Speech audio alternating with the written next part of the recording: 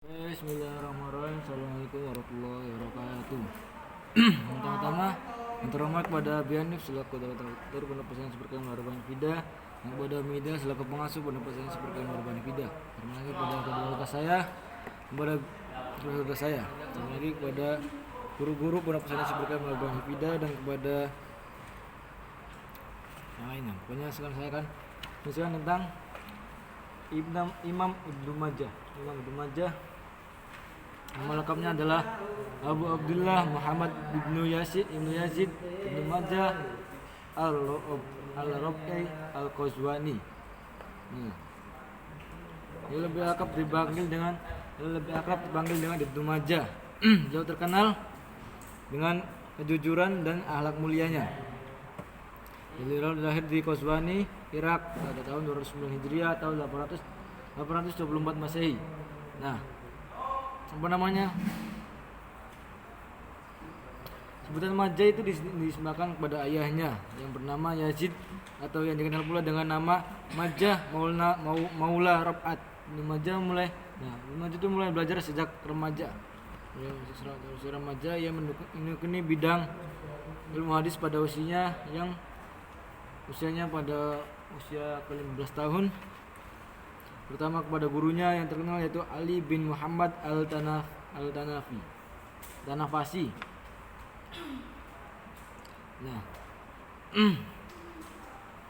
bakat dan minatnya di bidang ilmu hadis itu makin tumbuh atau makin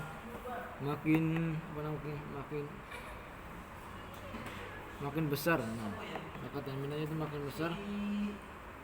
Hal tersebut mendorongnya untuk berkelana ke beberapa daerah dan negara guna mencari, mengumpulkan dan menulis hadis. Nah, puluhan negeri telah ia kunjungi, antara lain adalah Teheran, Basra, Kufah, Baghdad, Khurasan, Suriah, Mesir dan Hijaz. Selanjutnya,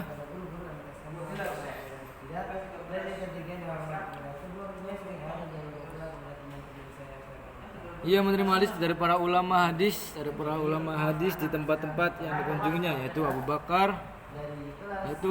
gurunya adalah Abu Bakar bin Abi Syaibah, Muhammad ibnu Abdullah ibnu Nuaimar, Hisham bin Ammar, Ahmad bin Al-Azhar, Bashar bin Adam, dan para pengikut atau perawi dan ahli hadis. Nah, dari Imam Malik serta Al-Lais. Selanjutnya, termasuk dari Ishaq bin Muhammad, Ali bin Ibrahim bin Salama Al-Qattan, dan Ahmad bin Ibrahim dan sebagainya yang lainnya. Pertemuannya dengan banyak ulama hadis di berbagai tempat menjadikan Ibnu Majah mampu menghimpun dan menulis puluhan bahkan ratusan hadis, terutama dari sumber-sumber yang dipercaya kesahihannya.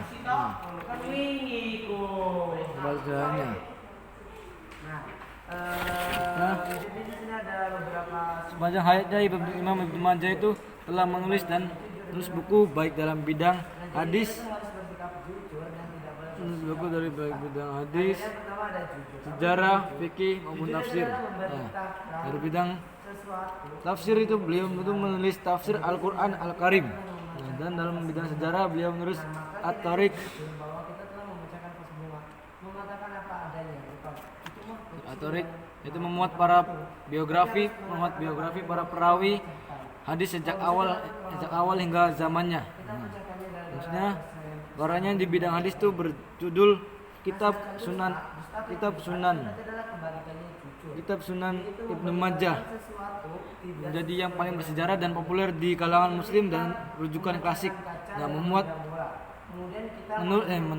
menurut Muhammad Fuad Abdul Baqi, penulis buku Al-Mu'jam Al-Mufaras lil Afas Al-Quran Al-Karim atau Indeks Al-Quran, jumlah hadis dalam kitab Sunan Ibnu Majah itu ada jumlah 4.241 hadis.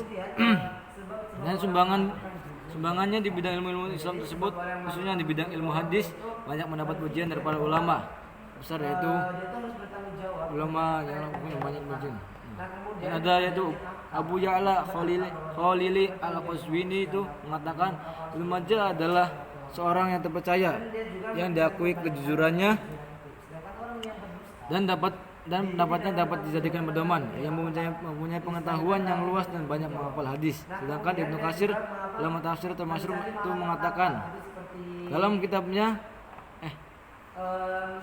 Al-Bidayah, Muhammad bin Yazid atau Ibnu Majah itu adalah pengarang kitab Sunan yang termasyhur.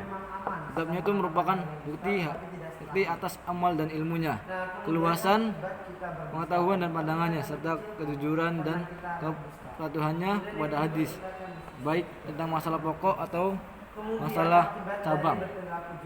Nah, Ibnu Majah wafat pada 22 Ramadan 273 Hijriah atau 887 Masehi di tanah kelahirannya yaitu Qazwini, Irak. Oke, mungkin itu dari saya.